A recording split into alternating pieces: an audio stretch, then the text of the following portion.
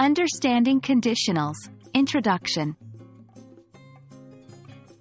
Hey there, English language learners. Welcome to another exciting episode of our intermediate grammar series. In today's video, we will be diving into the fascinating world of conditionals. Specifically, we'll be focusing on the definition of conditionals and gaining a better understanding of what they are and how they function in English grammar. So, without further ado, let's get started.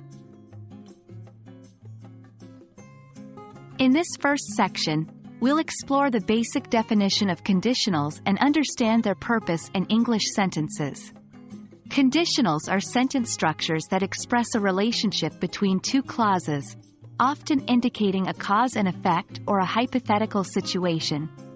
They are used to talk about possibilities, probabilities, and hypothetical scenarios.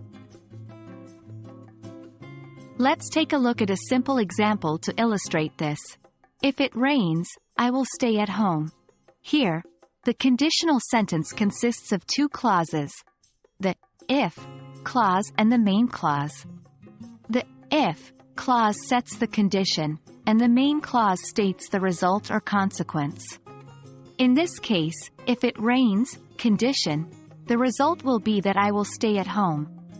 Conditionals allow us to express various relationships between actions or events.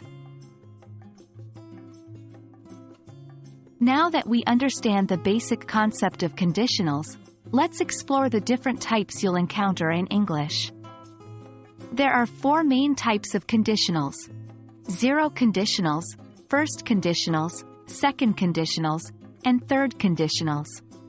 Each type represents a specific condition and its corresponding result. 1. Zero conditionals. Zero conditionals express general truths, facts, or scientific principles. They are used to talk about situations that always or inevitably occur when a certain condition is met. The structure of zero conditionals is as follows: if plus present simple, present simple.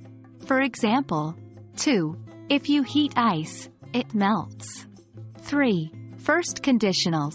First conditionals are used to talk about real and possible future situations.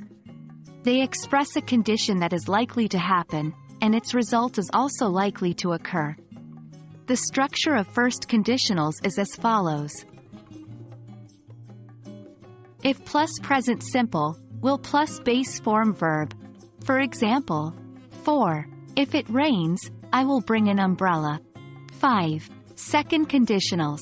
Second conditionals are used to discuss hypothetical or unreal situations in the present or future.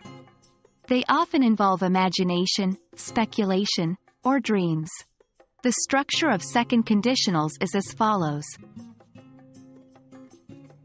if plus past simple, would plus base form verb. For example, 6. If I had $1 million, I would travel the world. 7. Third conditionals. Third conditionals are used to talk about hypothetical or unreal situations in the past. They discuss events or conditions that did not actually happen. The structure of third conditionals is as follows: if plus past perfect, would have plus past participle. For example, 8. If I had studied, I would have passed the exam.